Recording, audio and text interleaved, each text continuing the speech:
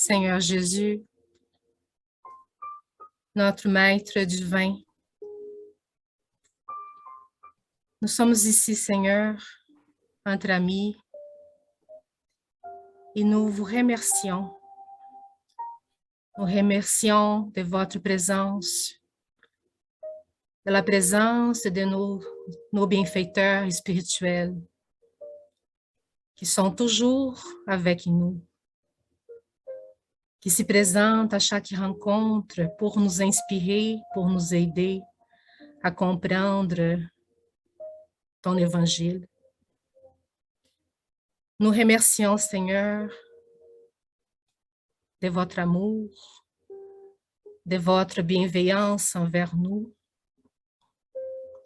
de prendre soin de nos vies, de nous guider. Nous vous demandons d'être toujours avec nous,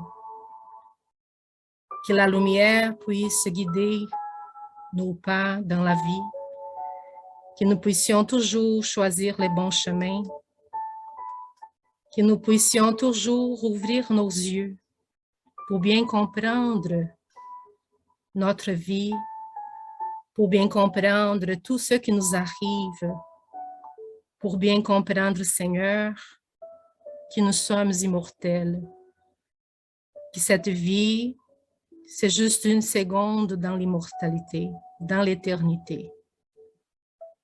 Nous vous demandons, Seigneur et chers amis spirituels, d'être là pour nous, de nous aider, de nous envelopper, nous entourer d'amour, de paix et de lumière, aujourd'hui et pour toujours. Que pendant notre étude de ce matin, de cette journée, nous puissions faire la lumière sur ces enseignements de la doctrine spirite et que surtout, Seigneur, nous puissions mettre en pratique à chaque jour de notre vie. Restez avec nous, Seigneur et chers amis, aujourd'hui et pour toujours. Merci.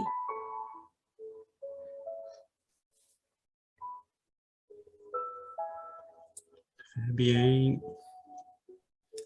Donc, vamos lá.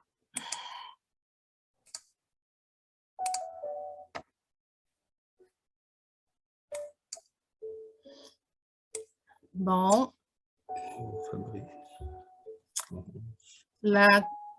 Notre rencontre 80. Est-ce que quelqu'un pourrait lire la première partie? Est-ce que quelqu'un sait... Je peux lire, si tu veux. Oui, Fabio. Médiumnité. Bon, développement médiumnique. Médiumnité. La médiumnité est la capacité naturelle pour servir d'intermédiaire aux esprits. C'est donc une faculté inhérente à l'être humain. L'être humain est un être médiumnique, incarné ou désincarné. Bien que la médiumnité soit principalement considérée comme impliquant des désincarnés et désincarnés, il est important de se rappeler qu'elle se produit également dans le monde spirituel, entre l'esprit désincarné et bien que plus rarement entre l'esprit incarné. Se référant à la médiumnité, Kardec écrit « Afin de connaître les choses du monde visible et de découvrir les secrets de la nature matérielle, Dieu a donné à l'homme la vue corporelle, les sens et les instruments spéciaux. Avec les télescopes, il plonge son regard dans les profondeurs des espaces et avec les microscopes, il découvre le monde à l'infiniment petit. Pour pénétrer le monde invisible, il lui a donné la médiumnité. » Et Emmanuel rappelle par intermédiaire de Francisco Chico Xavier. Lumière qui brille dans les chairs, la médiumnité est un attribut de l'esprit. Elle est le patrimoine de l'âme immortelle par lequel se renouvelle la position morale et de la créature terrestre, enrichissant ses valeurs dans le domaine de la vertu et de l'intelligence. Chaque fois qu'elle a lieu au principe évangélique lors de son parcours dans le monde. Esprit, Zalmino Zimmermann, chapitre 11. Merci, Fabio. Laurence, veux-tu lire le deuxième texte, s'il te plaît?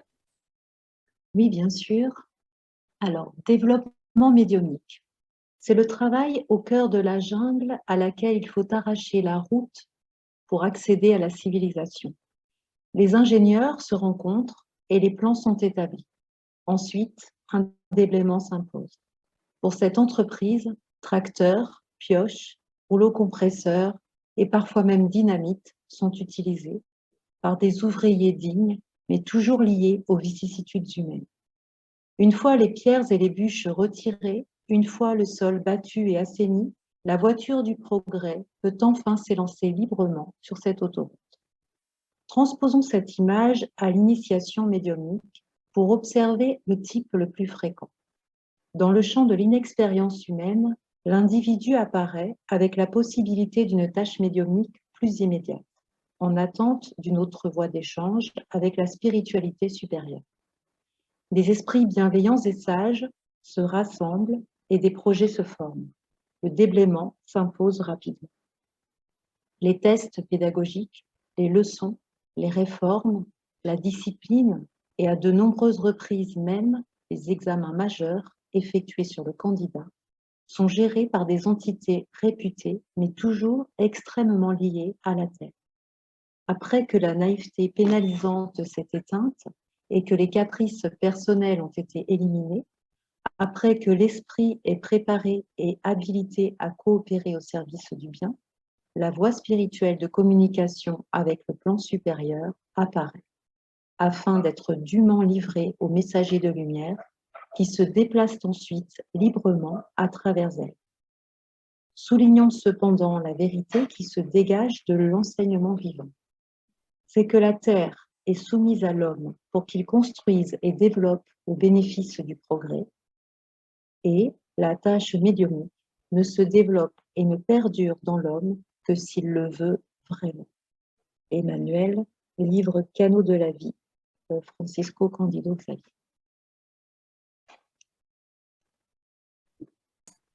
Merci Fabio, merci Laurence. Merci tout le monde. Les sujets développement médiumnique, c'est quelque chose qui est très, des fois, assez simple et des fois très complexe. On a deux petits textes, en fait, qui sont, il y a une énormité de réflexions à faire. La première chose que je commencerai à peut-être mettre en contexte, c'est qu'il y a un regard bien différent entre la vision spirituelle et les visions des autres écoles de développement spirituel. Qu'est-ce qu'on veut dire par cela? Il y a des écoles qui vont dire « touche pas à ça, c'est dangereux ». Il y a des écoles qui vont dire « oui, on va le faire, mais il faut passer par 10 années de préparation, il faut suivre des étapes, il faut être éprouvé. » Bon, la médiumnité est quelque chose qui nous accompagne dès la nuit des temps. Il y a des gens qui nous ont écrit des fois sur Facebook pour dire « Mais César, vous faites quoi là? La médiumnité, il a été interdite, la communication avec les esprits a été interdite par Moïse. » Oui, parce que Moïse était un sacerdote qui venait d'une autre formation en Égypte, qui savait que cela ne se faisait pas comme les gens le faisaient. La majorité des communications médiumniques à son temps étaient dévouées à des questions. Est-ce que je dois vendre ma vache ou acheter une autre?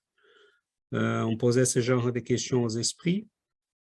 Est-ce que ma fille doit se marier au gars X ou Y? Jamais dans le même sens que Moïse les connaissait dans les temples en Égypte, en étant quelqu'un qui avait une autre formation. Donc, la médiumnité nous suit depuis la nuit des temps. La formation en Égypte passait par des épreuves vraiment qui mettaient en risque même la vie de la personne. La médiumnité, elle est connue dans l'Antiquité. Il y avait des écoles de formation qui n'étaient pas pour tout le monde. Elle a été écartée après un début extraordinaire dans le christianisme, qui elle était partout, faisait partie des communautés. Elle a été écartée par l'Église plus tard et elle a été ostracisée pendant des siècles. Avec le spiritisme, on revient à la possibilité de donner cette ressource à l'humanité. Mais le spiritisme, il est très... il faut le regarder comme il faut. Parce qu'il donne les choses, il donne accès à la médiumnité, il l'explique, il la rend accessible à tout le monde, avec une grande simplicité. Mais cela ne veut pas dire qu'on a compris les choses. Parce que sa simplicité, c'est vraiment la manière que Kardec et que les esprits ont choisi pour les cacher. La médiumnité demeure sacrée. La médiumnité est quelque chose de divin. La médiumnité est quelque chose qu'on doit développer si cela vient avec les conditions qu'Emmanuel nous a dit dans le deuxième texte. Et cependant, le spiritisme a une manière de le faire qui est d'une grande simplicité. Elle est accessible, elle est possible, les connaissances sont disponibles. Et pourquoi ça? Parce que la médiumnité, c'est un trésor qui appartient à toute l'humanité. Ce n'est pas pour les initiés. Quelques-uns même ont voulu à Allan Kardec, l'ont critiqué fortement parce qu'il disait, mais qu'est-ce que vous faites là? Vous rendez public quelque chose qui devrait pas être accessible à tout le monde. Et je connais là des écrivains de son époque qui étaient des gens qui disaient, mais non, vous faites là de la folie, on ne doit pas faire ça. Mais Allan Kardec, comme tous les esprits supérieurs, il pensait à tous ces médiums qui sont des fois dans la peur, dans l'obscurité, qui savent pas comment faire, comment s'en sortir, qui ont des vies difficiles. Et la connaissance est là, mais bon, il faut passer par les écoles d'initiation, il faut suivre des maîtres, des prétendus maîtres, et même dans certains endroits, le spiritisme est devenu comme ça, il faut passer par 5 années de formation à l'école des médiums. La vérité, c'est que les gens qui ont en charge de ça, ils n'ont pas vraiment compris les choses. Oui, il faut étudier, ça c'est certain. Ça passe par là. Mais on peut accéder facilement si on a les conditions et si on respecte les conditions. Il n'y a rien de mystérieux, rien de caché. La médiumnité est simple, accessible. Mais ça, c'est un des aspects. Le spiritisme l'a rendu tellement simple qu'on a comme l'impression qu'on la connaît, qu'on la comprend, et ce n'est pas nécessairement vrai. La deuxième chose, le spiritisme, je m'arrête là. La deuxième chose, c'est que le spiritisme, surtout le spiritisme, comme on le voit dans l'Évangile selon le spiritisme, le livre des médiums, et comme on verra dans toute l'œuvre de Chico Xavier et Yvonne Pereira, et Kaiba Choutel et d'autres, on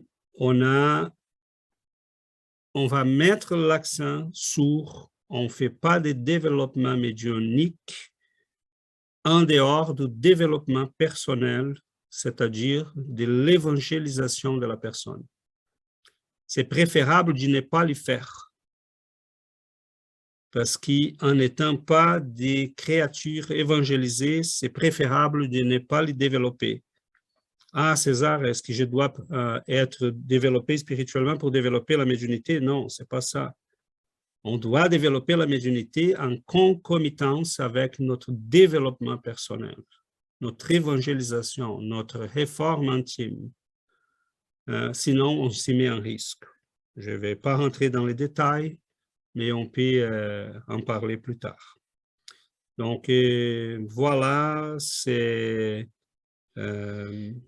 un domaine, la médiumnité, c'est tout simplement quelque chose qui doit être vécu de manière la plus saine, sacrée, respectueuse, et toujours attachée à l'étude, à des groupes sérieux, mais elle est avant tout, du développement personnel. Si on s'évangélise, la médiumnité va venir naturellement. Si on développe la médiumnité sans s'évangéliser, on s'y met en risque. Donc, voilà, je lance ces premiers mots pour qu'on puisse entamer la réflexion et les discussions et les partages. Oui, Adriana? On a des exemples parce que je vais même dire les noms, Alexandre et Yuri, qui disent toujours, ils ont raconté déjà leurs histoires. Donc, c'est pour ça que j'ose dire les noms. Ils nous racontent toujours leurs histoires là, des difficultés qu'ils ont passées par rapport à leur médiumnité avant de développer cette médiumnité-là et avant, principalement, de développer la partie morale. Comme César a dit, vient toujours ensemble. Mais comment l'espiritisme nous amène ça, comme César a dit, toutes ces informations, il nous montre que c'est possible à tout le monde de développer cette médiumnité. Mais il y a beaucoup de gens qui ont déjà cette médiumnité très forte, mais n'ont pas cette partie morale développée. Et là, ils ont trop de troubles, comme on voyait avec Alexandre et Yuri avant. Et là, c'est un gros problème parce que beaucoup de gens au monde passent pour ça. Les hôpitaux psychiatriques sont pleins de monde qui ont une médiumnité. Ils n'ont aucune idée que c'est ça qui arrive avec eux. Et là, c'est pour ça que c'est important de montrer ça au monde, de dire ces informations du spiritisme, de dire c'est possible. Une guérison, ça serait beaucoup plus facile avec un traitement spirituel pour ces gens qui ont des troubles mentaux. Ça serait beaucoup plus facile pour une guérison si on fait un traitement spirituel. Donc, c'est ça que c'est l'importance, c'est à nous de vraiment dire au monde, dire aux gens, écoutez là, c'est ça qui arrive, la médiumnité, ça peut être développé.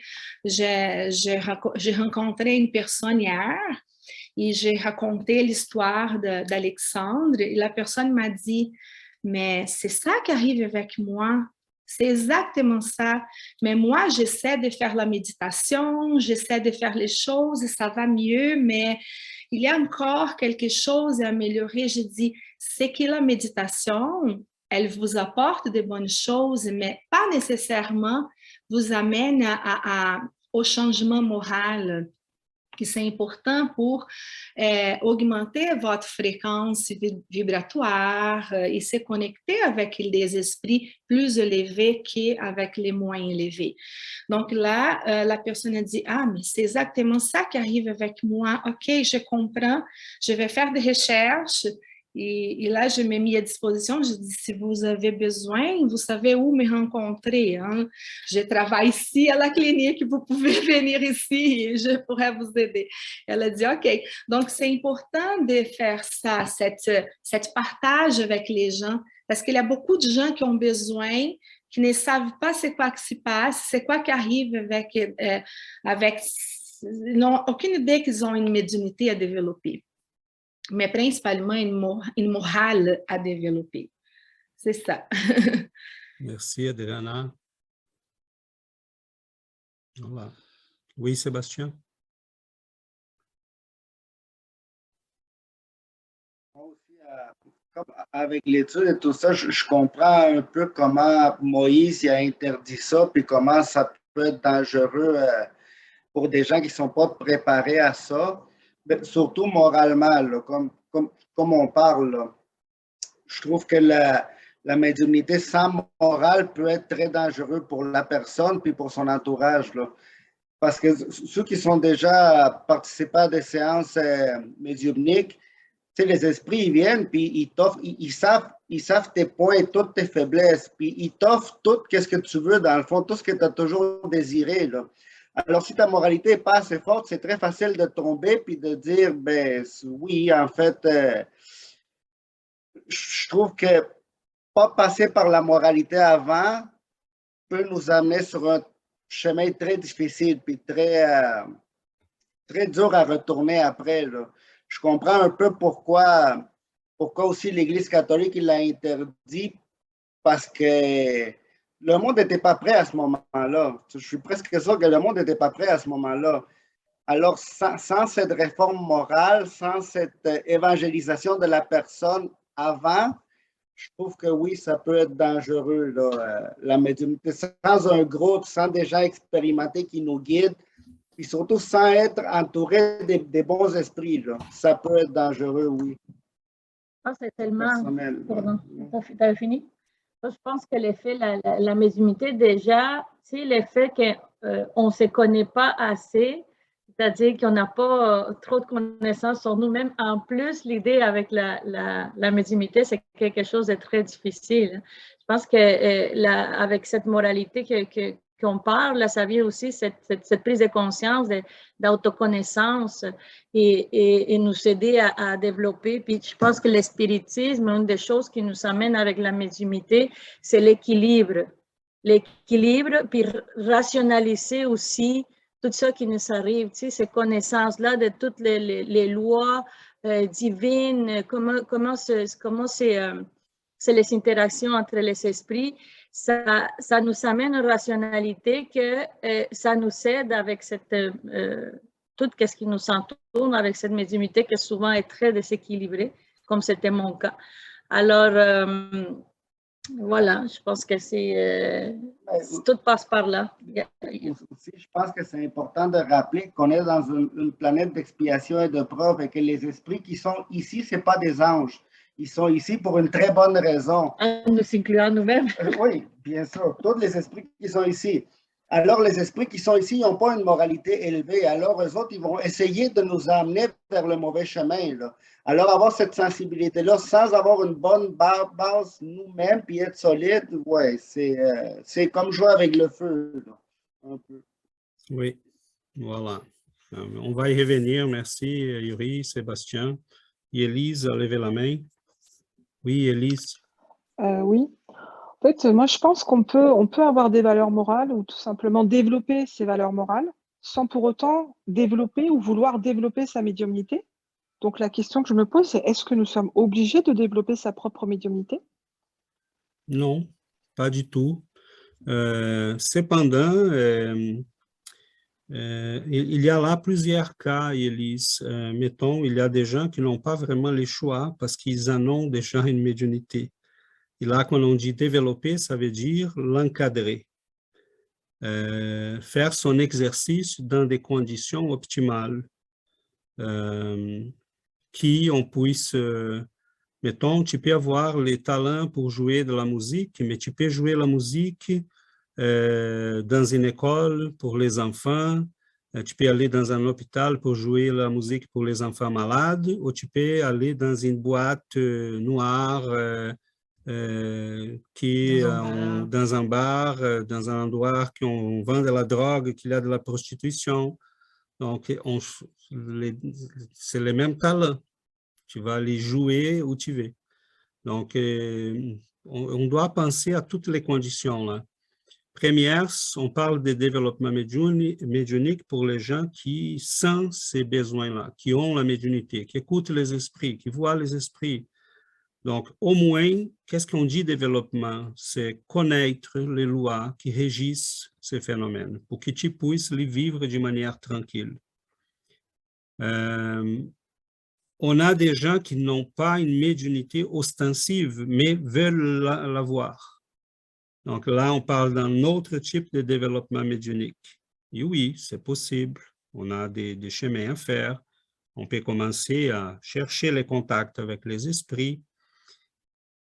Mais dans n'importe quel cas, c'est toujours nécessaire le développement personnel, la moralisation du médium. Pourquoi? Pourquoi?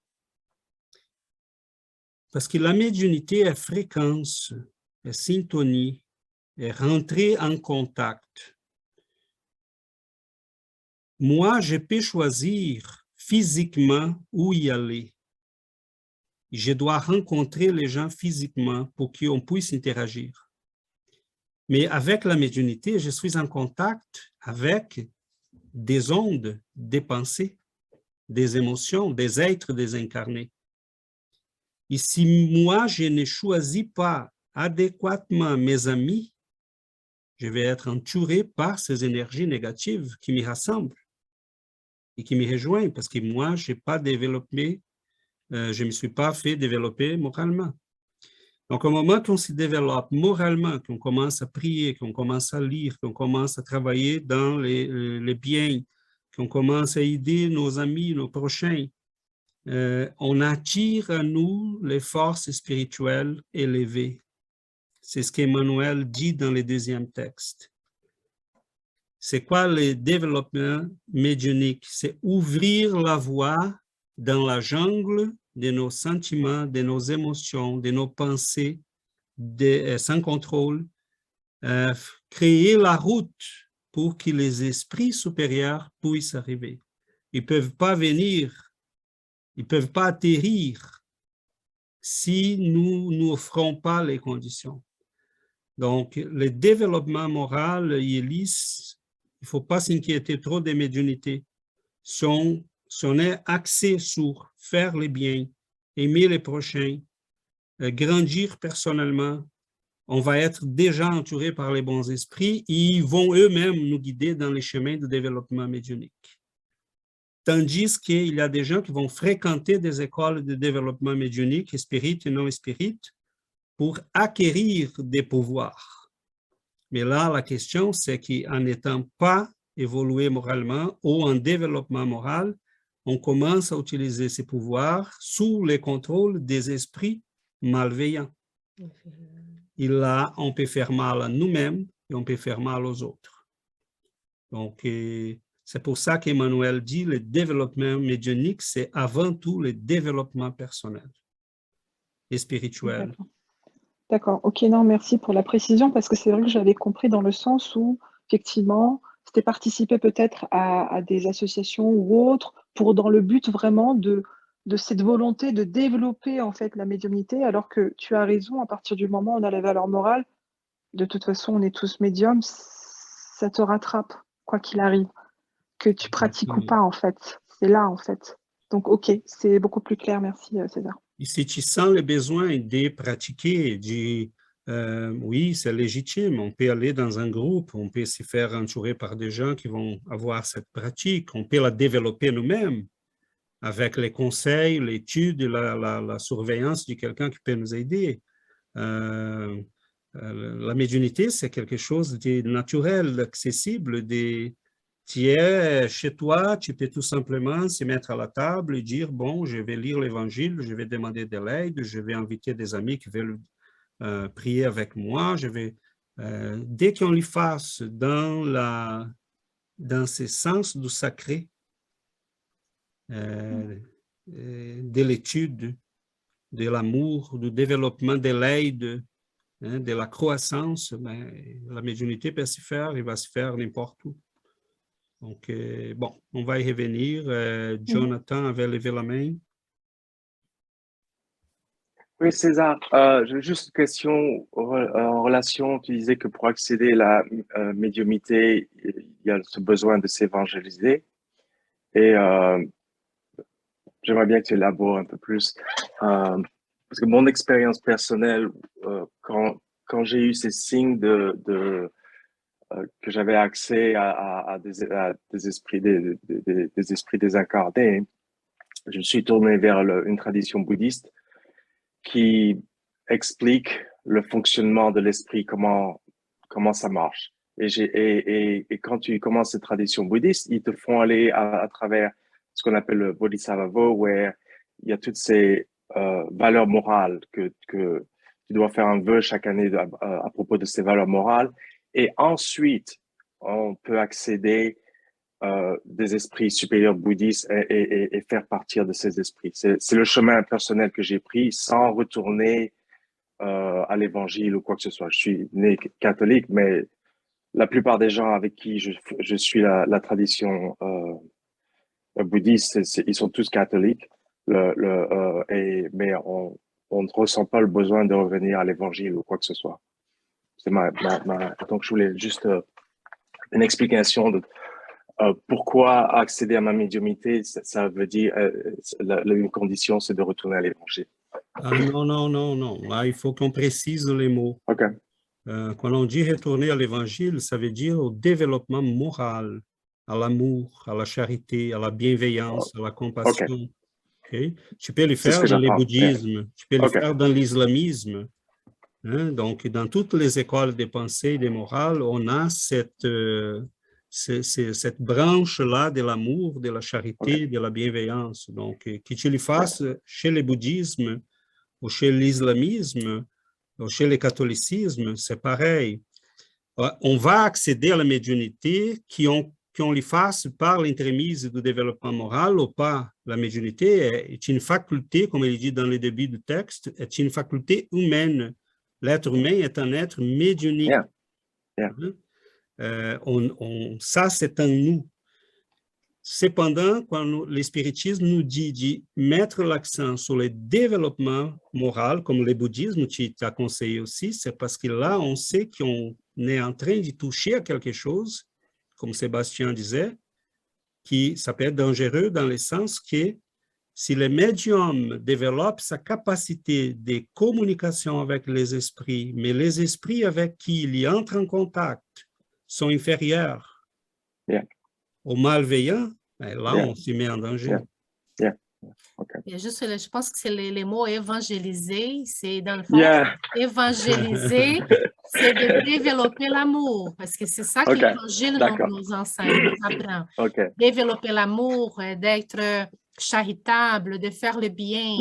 Donc, c'est ça qu'on appelle évangéliser. Parce que l'évangile, c'est ça, ça nous montre comment devenir une personne charitable, comment devenir une personne qui pratique le bien, qui va aimer. Donc, les gens qui veulent développer l'amour en soi, on appelle ça d'évangéliser. C'est parce qu'à la base, la morale de Jésus, c'est universel, en fait. C'est ce qu'Alain Kardec nous dit dans l'Évangile selon le spiritisme. Si on enlève les points de théologie que l'Église nous a fait glisser dans l'enseignement de Jésus, la morale de Christ, c'est la morale universelle, c'est l'amour envers les créatures, l'amour des dieux, l'amour des prochains, c'est tout simplement ça, la compassion, le pardon. C'est intéressant parce qu'avant de passer la parole à Shana, le spiritisme, Chico Xavier il mettait vraiment l'accent sur ça. Il ne faut pas trop s'inquiéter de développer la médiumnité, il faut s'inquiéter de devenir bon. Parce que là, qu'est-ce qui va arriver, Jonathan? Tu es avec quelqu'un. Hier, Alexandre nous a donné des exemples à ce sujet. Supposons qu'il était un homme d'affaires et tu as la médiumnité, mais tu n'as pas le développement évangélique, spirituel. Le médium, il est capable de saisir les gens. Il est capable des fois, les médiums sont capables de savoir qu'est-ce que la personne sent, ressent, pense, veut. Et là, si tu n'es pas évolué spirituellement ou si tu n'es pas au moins éveillé à faire attention à ça, tu peux utiliser ça pour faire pour manipuler les gens. Yeah. Mais au moment que tu le fais, tu rentres dans tu es emprisonné dans une boule par ces esprits-là malveillants qui disent, oui, vas-y, vas-y, vas-y, tu peux avoir des avantages, tu peux gagner beaucoup, tu peux faire de l'argent, tu es capable de manipuler les gens. Imagine si tu es un publicitaire. Tu peux Je suis un vendre. publicitaire. Mais voilà, okay. Alexandre aussi, c'est sa formation. Ouais. Okay. Donc, les médiums arrivent, ils savent, OK, les gens veulent ça, ils veulent faire ça, ils veulent, OK, là, ils sentent les choses, ils sentent les gens, ils savent qu'est-ce que les gens... Mais là, si tu as un soin moral, tu vas dire, OK, mes amis, vous voulez ça, mais peut-être on va par un chemin qui va nous amener à quelque chose de bien pour vous, mais qui ne passe pas par, mettons, la dégradation même, comme on voit dans la publicité aujourd'hui. Hein, c'est beau qu'on en voit un publicitaire qui est capable de concevoir quelque chose qui est belle, attirante, qui fait développer les aspects les plus nobles de l'être humain. C'est facile d'aller vers les profondeurs, c'est facile d'aller vers la dégradation morale. Mais si tu es un médium, tu es publicitaire, ou tu es un homme d'affaires, ou tu es n'importe quoi, un psychologue, mais malveillant, tu es entouré par ces forces-là et tu plonges de plus en plus parce que tu obtiens des résultats. Ouais. Tu es de plus en plus emprisonné. Ouais. Donc, le développement évangélique moral, qu'il soit dans le bouddhisme, dans la compassion du bouddhisme, dans les écritures de l'islamisme, du catholicisme, peu importe, ce que Chico Xavier va dire, ce que la doctrine va nous dire, développe-toi avant tout moralement. Parce que là, tu es sûr que tu vas être entouré de lumière, de bienveillance, d'amour. Et là, tu regardes les gens autour de toi, tu les sens, tu les perçois, mais là, en ayant ce développement, tu vas dire comment je peux aider ces gens-là.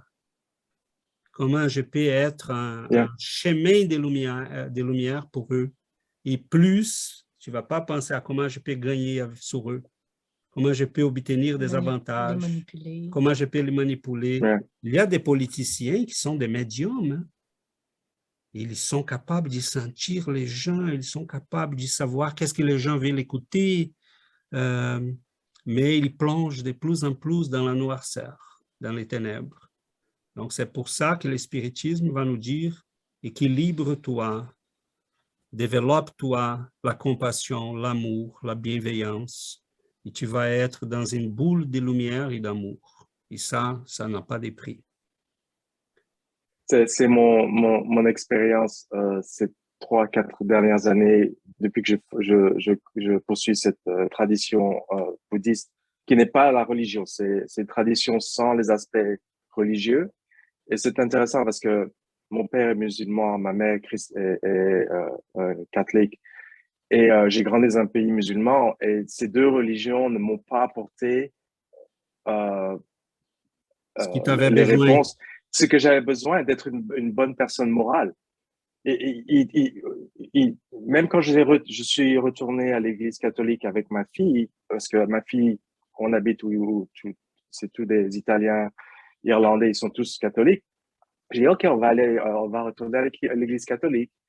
Et ils nous apprennent des valeurs morales, mais you have to have faith. There's something else. Il y a quelque chose d'autre qui vient en plus et que j'ai arrêté et je me suis tourné dans la tradition bouddhiste qui, tout ce qu'on fait, c'est apprendre les valeurs morales, être une bonne personne. On fait attention aux animaux, il y a toutes ces valeurs morales, être bien et arrêter de penser à soi-même et passer plus de temps à être là pour d'autres personnes, being mindful. Et depuis que je le fais, je suis tellement plus heureux, les meilleures énergies viennent à moi. Je vous ai rencontré, donc je m'entoure d'énergie beaucoup plus positive et je suis beaucoup plus heureux. Voilà. Mais le bouddhisme t'a offert les clés pour savoir pourquoi être bon, Si je connais la réincarnation, si je connais l'immortalité, si je connais la loi d'action et réaction, Ouais. je comprends pourquoi Jésus disait ce qu'il disait, pourquoi Bouddha disait ce qu'il disait, pourquoi les grands esprits dans toutes les religions nous expliquaient l'amour, la bienveillance, la compassion. Et dans ce sens-là, si on a ces clés-là, on comprend pourquoi. Mais aujourd'hui, quand on va à l'église, Seigneur, qui c'est vraiment désolant parce que là, on a quelqu'un qui parle, qui dit absolument rien, cela ne touche pas aux gens, c'est triste. Non, c'est triste. Ouais. C'est triste à voir et c'est désolant parce que on s'assit, on se lève, on répète des mots, mais c'est triste, encore plus triste parce que la tradition spirituelle chrétienne, mon Dieu, c'est quelque chose d'absolument merveilleux. Et si on lit les grands mystiques du christianisme, ils ont une perception absolument extraordinaire. Et ce que le spiritisme voulait, en fait, c'est redonner Jésus à l'humanité. Mais quel Jésus? En nous donnant l'immortalité, la loi d'action et réaction, la médiumnité, tous ces éléments-là, la réincarnation, le spiritisme nous a donné la clé pour réouvrir la perception de l'évangile comme Jésus le voulait.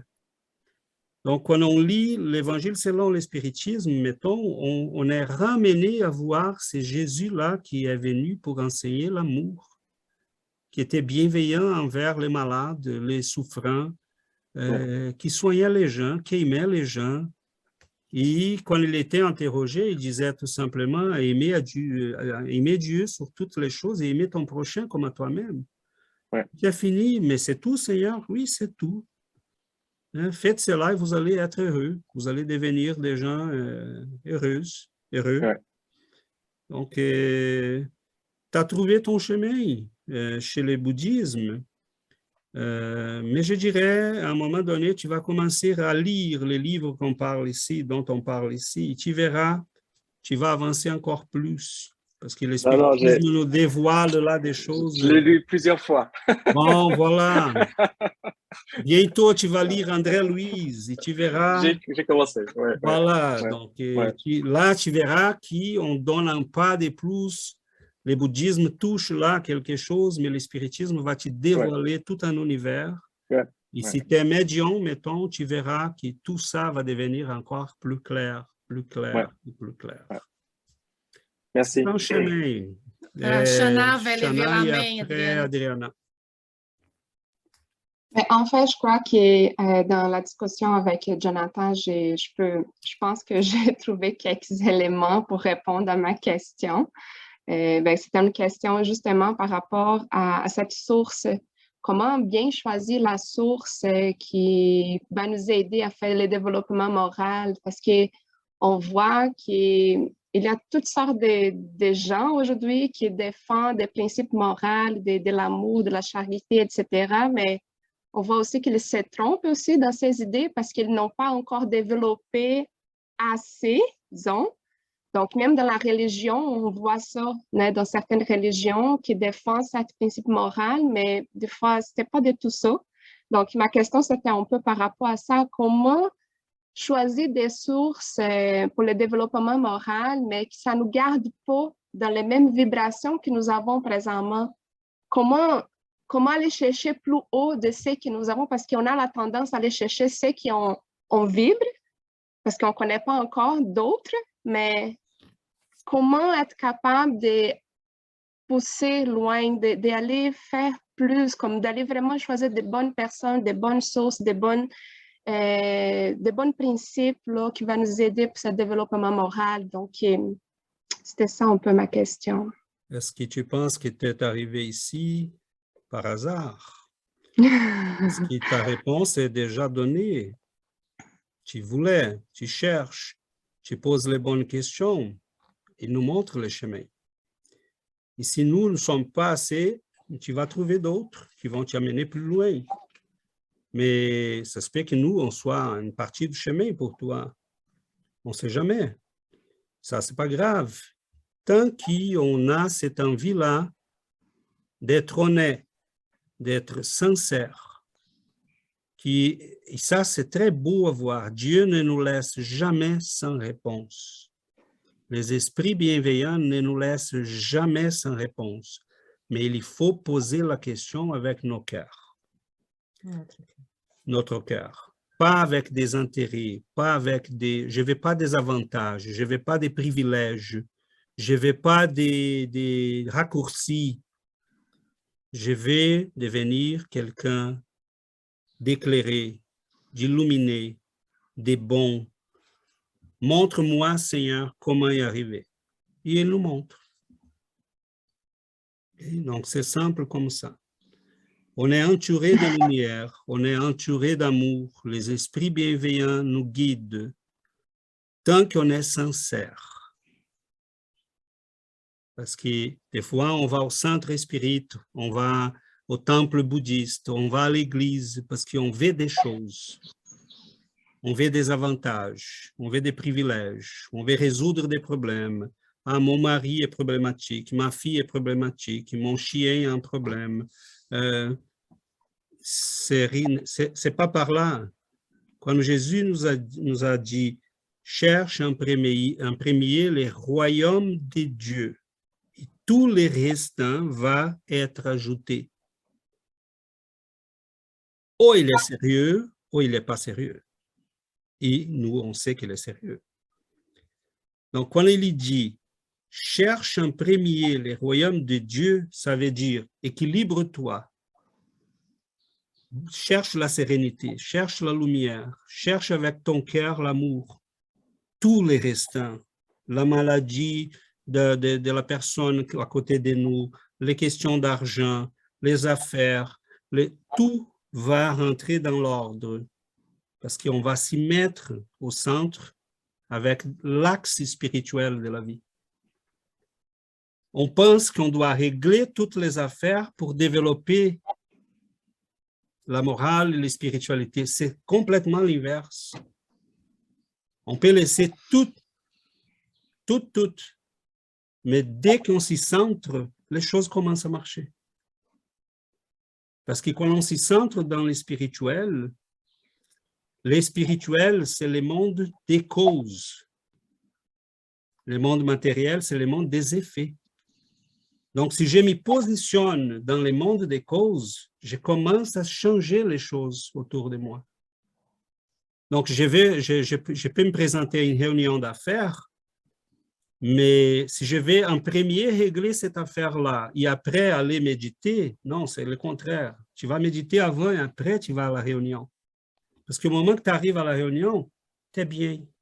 L'intuition fonctionne, tu sais quoi dire. Tu es entouré de lumière, les gens autour de toi sentent cette lumière-là. Donc, la vie commence à aller tout simplement bien. Donc, vouloir ça, Shana, poser ces questions, c'est déjà être sur le bon chemin. Doucement, tu vas rencontrer des gens comme ça. Et tu vas identifier ceux qui ne sont pas bons. Parce que si ton cœur cherche ce qui est bon, ce qui est noble, ce qui est supérieur, ce que tu peux guider vers la lumière, mais les esprits vont te montrer. Et tu vas sentir les moments qu'il faut faire attention. Oups, c'est pas par là, cette personne, c'est pas la bonne. Tu vas le sentir. Mais je crois que tu as trouvé déjà beaucoup. Donc, il faut tenir bien ces choses-là et à partir de ça, tu peux aller beaucoup plus loin. Merci. Adriana? Non, c'est pour la question de Jonathan qui sur la partie évangélique, là, la partie morale des religions, moi aussi, j'étais catholique avant, hein, et moi, je ne trouvais pas de réponses vraiment pour plusieurs questions que j'avais. C'est pas que tous les catholiques sont comme ça, mais moi, c'est mon expérience là, OK? C'est pas un jugement pour le catholicisme, pas du tout là. Mais moi, je ne trouvais pas de questions, des réponses pour mes questions. Et dans un moment, j'ai trouvé l'espiritisme. Et là, j'ai trouvé plein de réponses. Là, ça faisait vraiment du sens. Mais pourquoi? C'est ça que j'ai remarqué, comme César a dit, il y avait comme une séquence de choses dans la messe, là. Il y avait une séquence de choses et moi, je ne comprenais rien. OK? Je ne comprenais vraiment rien de ce qui se passait là. Et mes réponses n'étaient jamais répondues. Donc là, quand j'ai trouvé mes réponses dans l'espiritisme, là, mais aujourd'hui, je regarde, mais c'est quelle la différence? C'est que le catholicisme, c'est une religion, il va toucher vraiment la partie morale, OK? Mais l'espiritisme, il a 3 piliers. Il y a la partie morale, c'est super important, mais là, c'est comme une foi rationnée qu'on dit. Là, on va trouver des réponses parce qu'il y a les piliers philosophiques, il y a l'autre pilier scientifique. Et là, on a nos réponses vraiment. Pourquoi on doit développer cette partie morale? Là, on a les réponses, les raisons. Là, on comprend pourquoi. Que normalement, les autres religions, au moins le catholicisme, n'a pas expliqué à moi et je ne comprenais pas pourquoi. OK? Bon, c'est ça, c'est mon expérience. Seulement pour donner un exemple. Parfait, Adriana, merci. C'est ça, c'est bien de savoir les raisons pour lesquelles on doit faire les choses. Donc, c'est dans ces points-là, l'espiritisme nous aide énormément. Mais si vous ne levez pas la main, j'en profite du temps. Rapidement, on a étudié cette semaine dans notre groupe de mercredi les études médiumniques. À un moment donné, il y a une madame qui dit, un médium qui dit, je vais développer la médiumnité pour telle chose. Il voulait la régler un problème de nature personnelle. Et on a beaucoup de ça. Je voyais beaucoup dans les centres spirites au Brésil. Mais pourquoi tu veux développer la médiumnité? Ah, parce que je vais aider ma famille. Ah, parce que je vais aider mon mari. Parce que je vais aider, parce que mon mari est alcoolique. Ah, mon épouse a un problème. Oui, on peut aider les gens, mais c'est pas ça. On ne se développe pas spirituellement pour des raisons autres. On se développe spirituellement parce qu'on veut se développer spirituellement. On rentre en contact avec les esprits parce que cela nous rend heureux et on peut rendre les gens heureux. On peut communiquer la lumière. Ah, César, mais je ne développe pas la médiumnité dans les contextes d'un centre spirit. Oui, mais tu développes personnellement. Tu as des gens dans ta famille qui ont besoin de toi. Mais si tu es connecté aux esprits supérieurs, tu peux les aider. Donc, tu es dans ton travail, tu es entouré des gens, mais si tu as cette connexion avec les supérieurs, tu peux aider les gens. Donc, développer des pouvoirs. Pour les pouvoirs, c'est un danger parce que ça fait des siècles qu'on a... Qu'est-ce qu'on a fait de l'intelligence privilégiée que Dieu nous a donnée dans une incarnation quelconque? Qu'est-ce qu'on a fait de l'argent? Qu'est-ce qu'on a fait des ressources? Très souvent, on s'y met dans les troubles. Spirituellement, ça ne va pas être différent. Donc, est primordial le développement moral, la compassion, l'amour, la bienveillance. Si on a ça, la médiumnité est secondaire. Les raisons sont secondaires. L'intelligence est secondaire. Tout peut venir après. Mais si on a ça, on est protégé, on est rassuré, on est bien guidé. Yuri, tu avais levé la main? Oui, je voulais juste simplement dire, tu sais, quand tu dis qu'il faut développer nos côtés moraux, souvent dans les groupes de Facebook, souvent les gens m'envoient des messages puis disent « Oh, aidez-moi, j'ai la médiumnité, je ne sais pas quoi faire ». Et ils cherchent tout le temps à aider. Alors, je leur invite, venez aux études, commencez à lire, vous allez voir, puis tout ça. Puis une fois qu'on part des études, là, ça répond plus. Non, non, non, j'ai besoin que tu m'aides avec ta médiumnité. Tu sais, tout le monde en veut avoir des solutions faciles. Tout le monde en veut que ça arrive comme ça, que les autres personnes nous aident et pas nous faire notre travail. Et je pense que ça, c'est une des choses que la doctrine spirit nous amène à comprendre que oui, la médiumnité, c'est un processus difficile, que c'est un défi surtout, un défi parce que ça porte en conséquence des changements dans nos vies, des changements radicaux. Ça porte aussi un changement dans toutes nos habitudes de vie, tout ce que nous venons pendant des siècles et des siècles qu'on arrastre. Qu'on cultive, je ne sais pas comment le dire en français, mais tu sais, il nous apprend qu'il faut il faut être dédié, tu sais, il faut avoir la persévérance, la négation, et donc, ce n'est pas tout le monde qui est prêt à les faire, ce n'est pas tout le monde qui peut assumer cette responsabilité.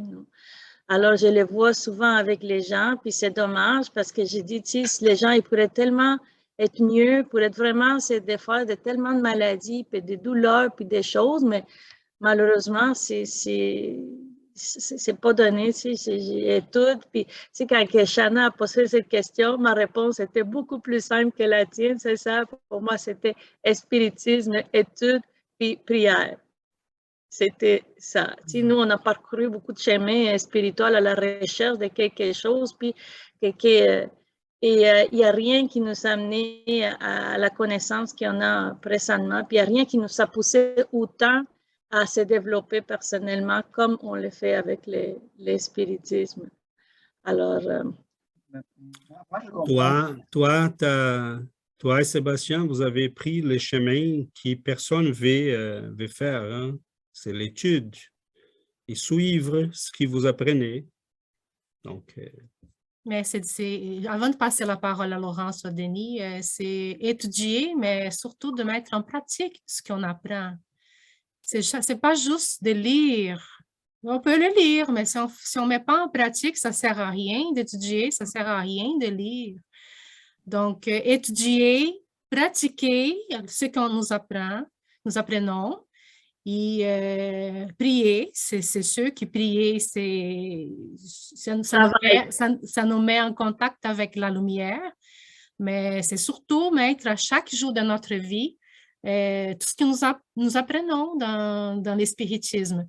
Et juste pour dire une petite phrase d'un esprit bienfaiteur, j'ai lu ça dans les livres Missionnaires de la lumière, il dit a toujours entre les hommes un océan de mots, mais quelques gouttes d'action.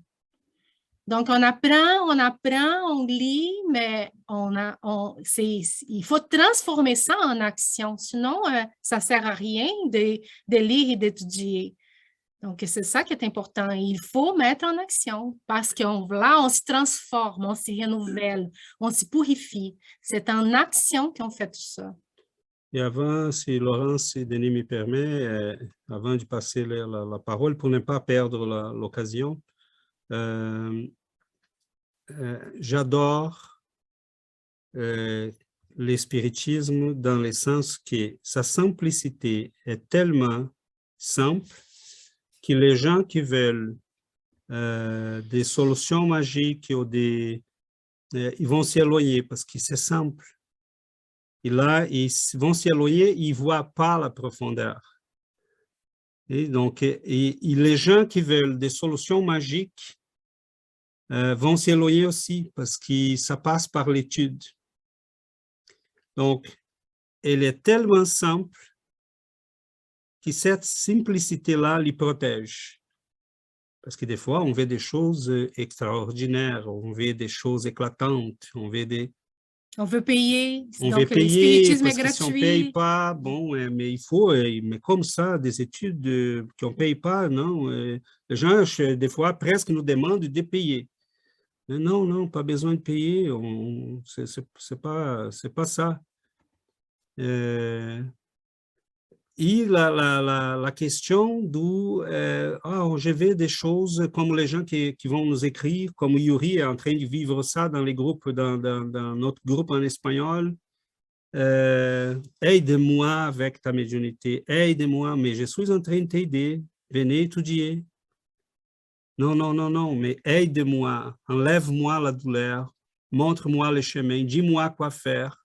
Mais là, je suis en train de te dire qu'est-ce qu'il faut faire, mais les gens n'acceptent pas ça. Donc, on est protégé parce que qui va rester avec nous? Les gens qui sont sérieux.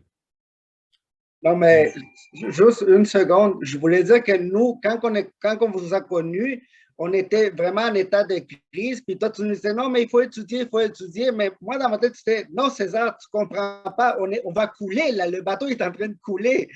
Mais après, avec le temps, là, on a compris pourquoi il faut étudier. C'est pas l'étude qu'on avait besoin, c'est l'aide. Parce qu'on veut que les choses se règlent instantanément.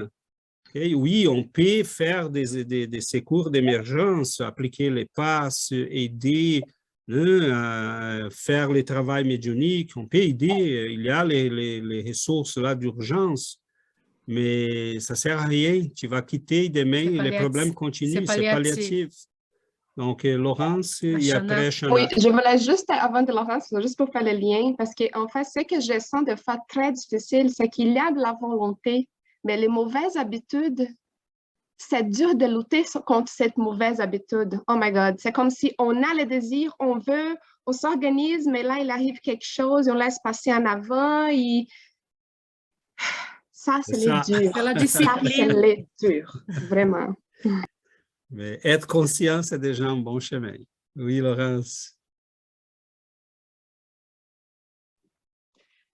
Oui, en fait, j'ai pris des notes pendant l'étude et j'avais plusieurs petites choses. Je vais essayer d'être concise.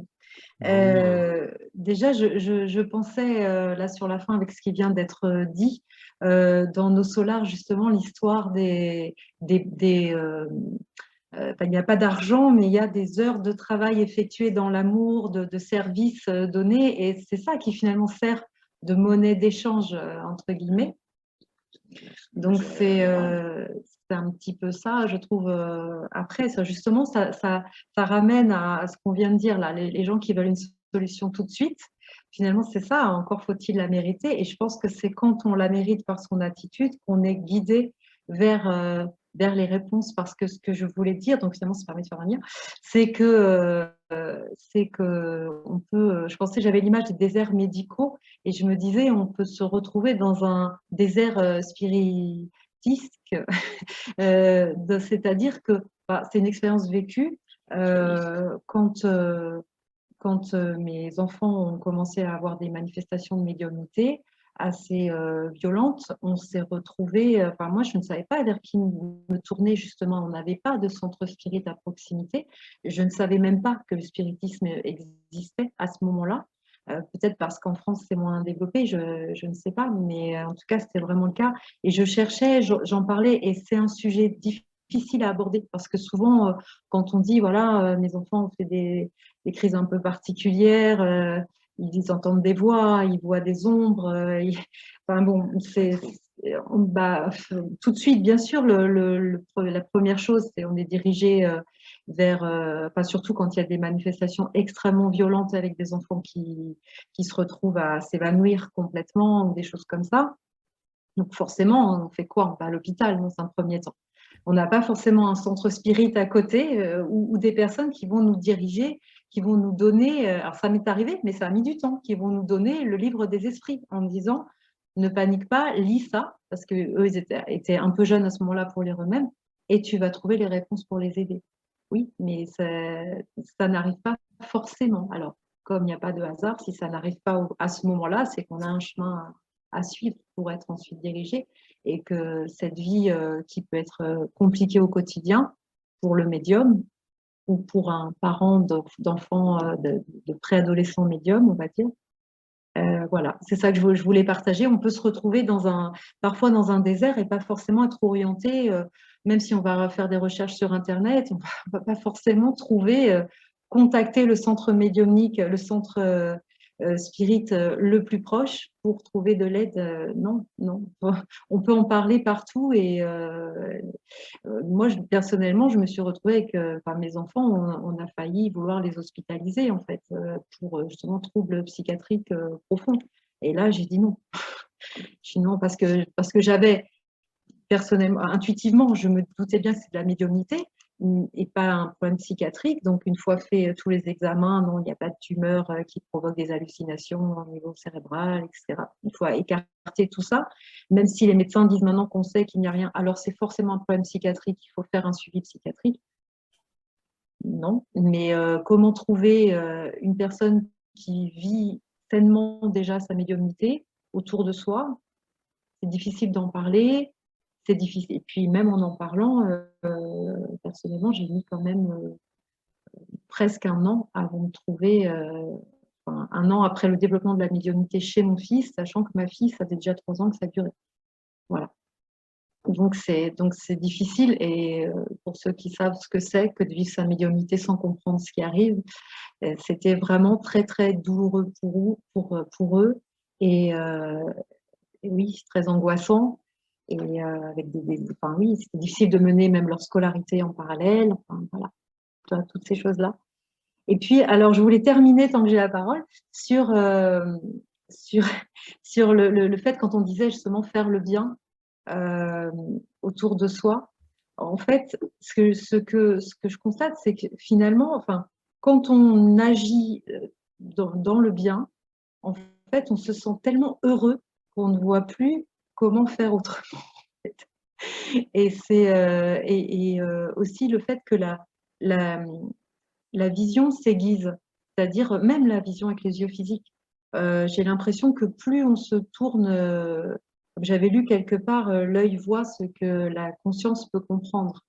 Et par exemple, en se promenant en forêt, on peut voir un arbre en souffrance. Et je pense et alors on va pouvoir l'aider, mais encore fallait-il le voir. Ou par exemple, hier, j'ai constaté que dans la forêt, que les animaux n'avaient plus d'eau, parce qu'il y a des petits récipients pour l'eau de pluie qui servent aux animaux qui vivent dans la forêt, et c'était totalement à sec. Donc, on peut très bien passer devant sans le voir. Là, au bout d'un moment, là, je le vois, donc je retourne à la maison avec mon chien qui ne comprend pas pourquoi, et on va chercher des bouteilles d'eau, on les remplit et on revient pour que les animaux aient de l'eau dans leur réservoir. Donc, ce sont des toutes petites choses de la vie. Mais tout ça, je pense que la vie, c'est une succession de petits détails aussi.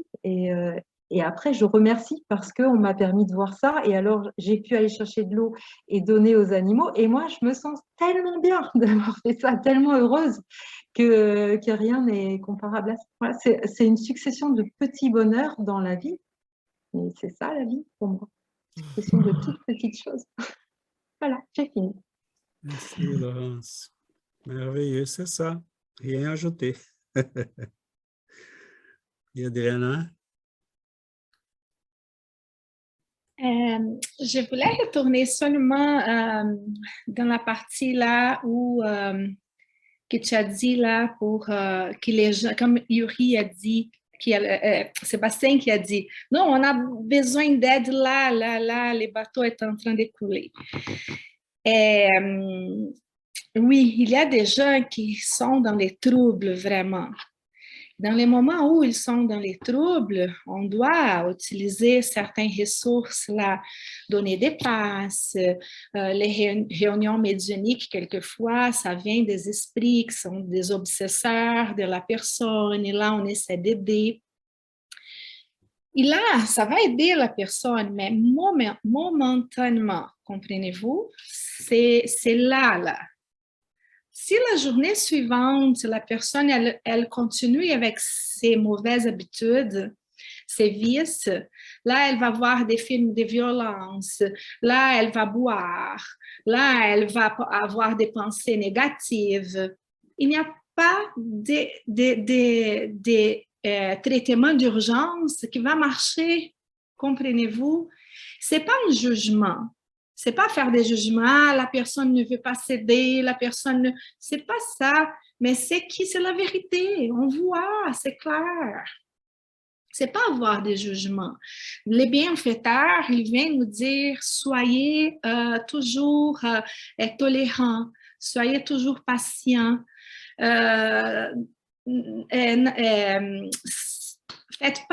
faites jamais des jugements aux gens parce que chacun a son temps de découvrir les choses et de faire ces changements-là. Mais moi, ça me donne de la peine parce qu'on sait c'est quoi les traitements qui vont marcher, mais la personne n'est pas prête à ces changements-là. Et là, quelquefois, ce sont des gens qu'on aime tellement, qu'on a tellement d'amour pour ces gens, et on voit la personne en dépression, mais la personne ne veut pas sortir de là. Elle veut, mais elle ne sort pas. Elle ne veut pas comprendre que les changements, c'est vraiment un changement d'habitude.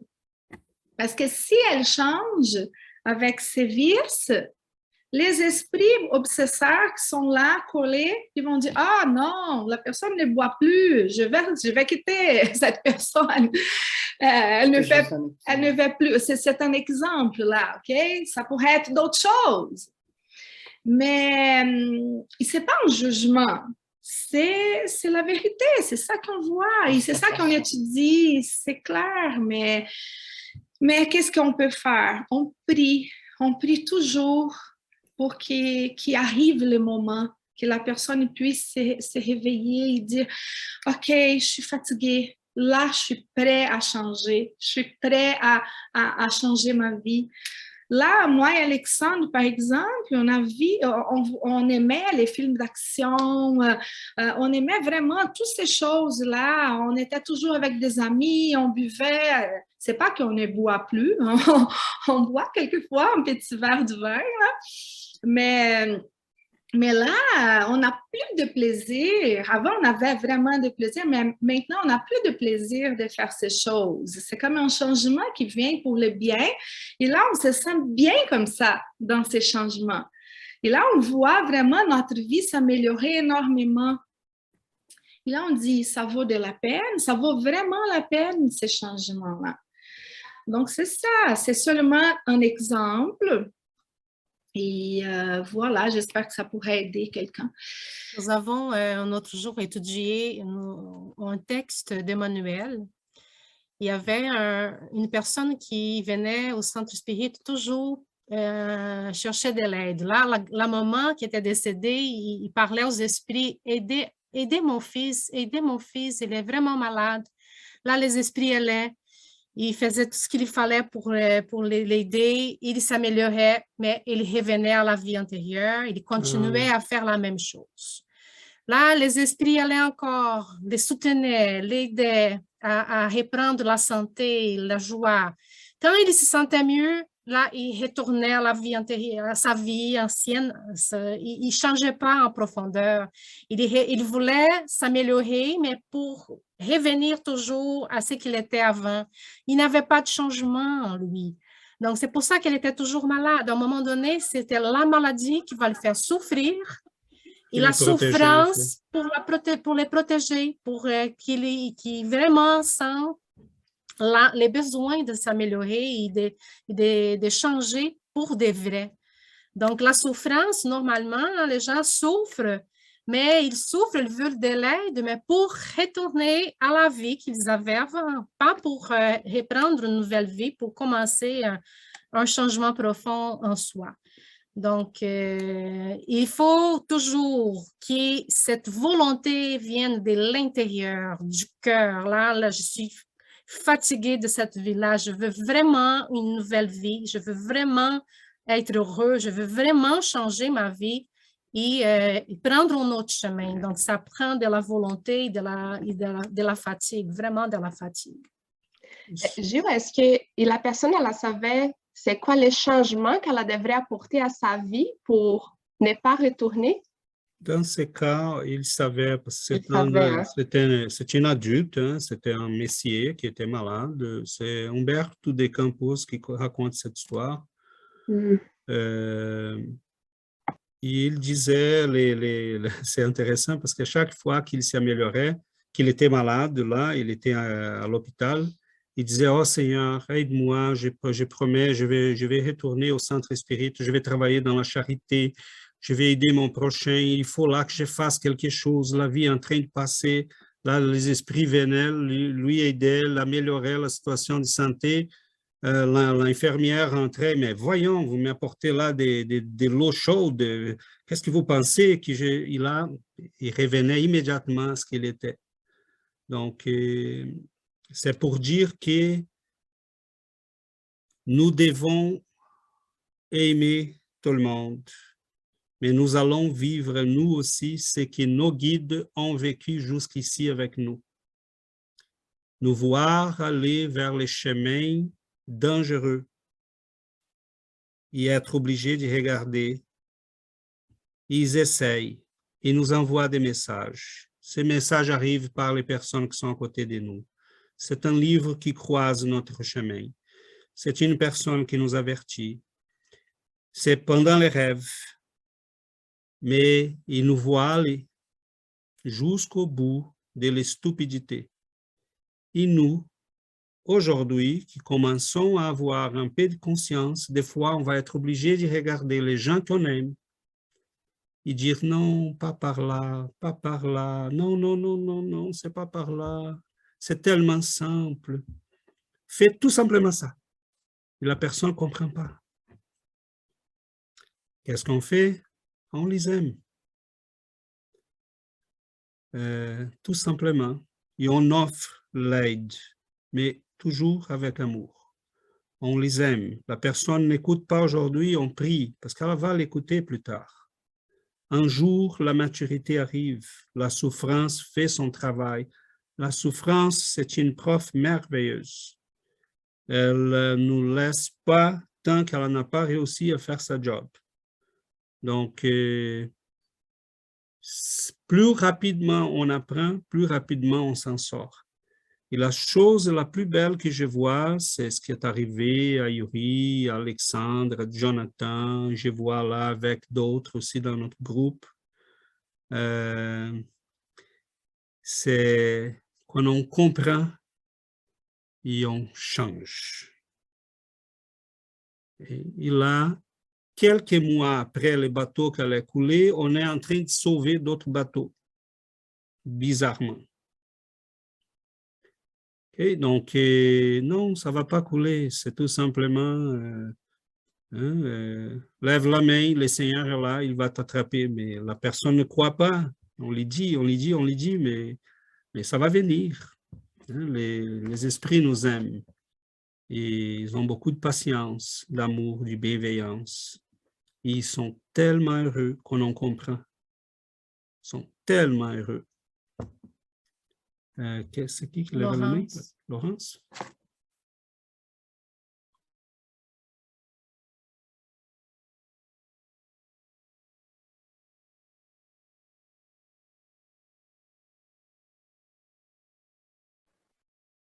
Pardon. Oui, je voulais revenir très rapidement sur ce que tu as dit, Giovanna, tout à l'heure, quand tu as dit ça prend beaucoup de fatigue, qu'il ne faut pas ménager sa peine pour aller vers pour s'améliorer et puis pour aller vers le bien. Et je sais très bien que ce n'est pas ce que tu voulais dire. Hein. Tu ne voulais pas dire par là que ça fatigue parce qu'on a déjà parlé et je sais ce que tu en penses, mais justement parce que ça va sur YouTube. Donc, je voulais juste dire, je pense qu'on est tous d'accord ici, sur le fait qu'au contraire, à chaque fois qu'on peut rendre service, qu'on peut aider quelqu'un, au contraire, ça nous remplit tellement nous-mêmes qu'on se sent une énergie renouvelée. C'est-à-dire que plus on donne, hein, mais ça ne coûte pas, plus on va pouvoir faire pour les autres, et plus nous-mêmes, on se sent rempli, on se sent plein, et plein d'amour et plein d'énergie. Enfin, c'est ce qu'on a étudié il n'y a pas longtemps, ce qu'on donne, on le reçoit au centuple, dans le bon comme dans le mauvais. Voilà, donc petite chose, petit détail. Et je pensais à cette histoire de bateau qui coule, là, on sent que le bateau coule, ça m'évoque une petite, une forme de parabole aussi, hein. Enfin, c'est pas du tout dans la Bible, mais une petite histoire qu'on raconte et que je trouve tout à fait appropriée là tout de suite. Justement, quand on disait tout à l'heure, les gens veulent tout de suite, ils veulent de l'événementiel, ils veulent du merveilleux, et ils veulent que ça arrive tout de suite. C'est alors que, comme tu disais, César, les esprits vont utiliser, vont passer par quelqu'un qui va nous dire quelque chose ou un livre qu'on va voir. Enfin, c'est dans les toutes petites choses que ça se passe. Et justement, il faut savoir les voir et il faut écouter ce qu'on nous dit. Et je pensais justement à cette histoire qui raconte une forme de déluge qui arrive et un responsable religieux qui, donc tout le monde commence à construire des bateaux et à se mettre en sécurité. Et lui, il reste dans l'eau en disant non, Dieu viendra me sauver. Et puis un bateau arrive et on lui dit viens, viens, l'eau monte avec nous dans le bateau et voilà, tu seras en sécurité. Et il dit ah non, non, Dieu va venir nous sauver. Et il y a comme ça, alors l'histoire est un peu longue parce qu'il y a, je crois, 3 ou 4 bateaux et à chaque fois l'eau monte et il a de l'eau jusqu'à la bouche. Mais lui, il continue de dire non, non, non, Dieu va venir me sauver. Et à ce moment-là, évidemment, c'est une histoire qui raconte que le ciel se déchire et on entend une voix divine qui dit, oui, au dernier moment, il dit mais pourquoi Dieu, pourquoi m'as-tu abandonné? Moi qui prie, moi qui fais tout, qui fais le bien tout le temps, pourquoi m'as-tu abandonné? Et là, la voix dit est-ce que tu plaisantes? Je t'ai envoyé 4 ou 5 bateaux. Voilà, et tu n'as jamais voulu monter dedans. Donc c'est une petite histoire, hein, bien sûr, mais faut la prendre avec tout le recul, évidemment, que chacun comprendra. Mais je pense que c'est vraiment ça, oui, savoir écouter les signes. Et, dans les toutes petites choses, ce sont les moyens qu'utilisent les esprits pour communiquer avec nous. Et justement, parce qu'on n'est pas tous médiums, donc je veux dire, à ce point-là, on ne les entend pas forcément. Mais si on est attentif à ce qui se passe tout le temps, on écoute vraiment ce que les gens nous disent, on regarde vraiment ce qu'il y a autour de nous. Parfois, je sais que moi, je parle beaucoup des animaux, mais parce que ça passe beaucoup par les animaux. Parfois, c'est aussi un papillon qui passe à un moment, et on y voit un message. Il y a tellement de choses. Voilà, c'est tout. Merci. Merci Laurence. Seulement pour notre train est déjà épuisé. Shana avait posé la question comment savoir les choses qu'on doit changer. Je pense que doucement on les comprend en étudiant, en voyant ce qui bloque notre chemin. Est-ce que c'est le manque de foi? Est-ce que c'est chacun de nous va remarquer les points faibles que nous avons qui bloquent notre accès à la lumière, à l'amour. Mais nous tous sommes en développement, nous tous sommes en train de grandir et ça se fait doucement. Sans... Même là, Shana, il faut qu'on en prie, dire, Seigneur, montre-moi. Et on doit vraiment s'attacher à la prière et à l'étude. Parce que la prière, c'est le moment qu'on est humble en face de quelqu'un qui est plus grand que nous. Et le moment qu'on s'ouvre à l'aide des plus hauts. Et l'étude nous donne les ressources de l'autonomie. Parce qu'à un moment donné, il faut qu'on devienne autonome, minimalement autonome, qu'on sache quoi faire, comment réagir, comment agir.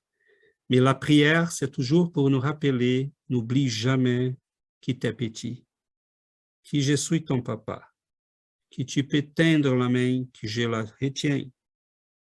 Et n'oublie jamais que je suis là pour toi, je te montre le chemin, mais il ne faut pas oublier. Donc la prière, c'est ces moments d'humilité devant l'amour immense, les ressources immenses de Dieu. Et l'étude, c'est ce que Laurence nous disait, c'est le bateau est là, mais tu peux le construire aussi, mais il faut apprendre. Donc, Dieu nous envoie les choses. On prie pour les voir. Je demande beaucoup ça. J'ai déjà fait des conférences à ce sujet, et là, notre temps est épuisé, mais l'aveugle de Jéricho, quand Jésus s'approche de lui, il criait vers Jésus, « Seigneur, fils de David, aide-moi! Seigneur, fils de David, aide-moi! » Jésus s'approche, il dit, « Qu'est-ce que tu veux que je te fasse? » Mais est-ce que Jésus était, lui, aveugle? Il ne voyait pas que l'homme était aveugle. Mais il voulait que l'homme lui dise, parce que l'homme aurait pu répondre, « Seigneur, j'ai besoin d'argent. Seigneur, règle le problème de ma famille. » Mais Est-ce qu'il savait son vrai besoin? Donc, il a dit, Seigneur, que je puisse voir. Et quand j'ai pris, je demande, qu'est-ce que ça? Seigneur, montre-moi qu'est-ce qu'il faut changer. Montre-moi où est-ce qu'il faut travailler. Que je puisse voir. Parce qu'il n'y a rien de pire que marcher sur ce monde et ne pas voir. Voir nous-mêmes, voir les autres, voir les dangers, voir les ressources. Donc, est-ce que nous sommes conscients que nous sommes aveugles? C'est ce que Jésus voulait, parce que quand il interroge l'aveugle, il veut savoir, est-ce que tu es conscient de ta situation? Et oui, il l'était, parce qu'il aurait pu demander n'importe quoi. Jésus s'est approché et dit, qu'est-ce que je peux faire pour toi? Okay, voilà. On est chanceux que nous puissions en profiter immensement de cette opportunité. Et immédiatement. Immédiatement. Mais on va clôturer notre séance. Yuri, est-ce que tu peux faire la prière?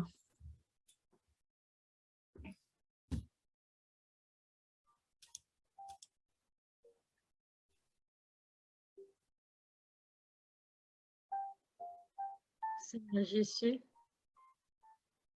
cher Maître, nous remercions Seigneur pour une nouvelle journée. Nous remercions pour cette expérience. Partager cette expérience de vie avec nos familles, nos amis. Nous sommes reconnaissants, Seigneur, d'avoir l'opportunité de l'étude. Mais surtout, nous sommes reconnaissants de vous connaître, de connaître ces chemins bénis. Merci, Seigneur. Nous vous demandons de nous aider à être toujours ouverts à tous ceux qui viennent de vous,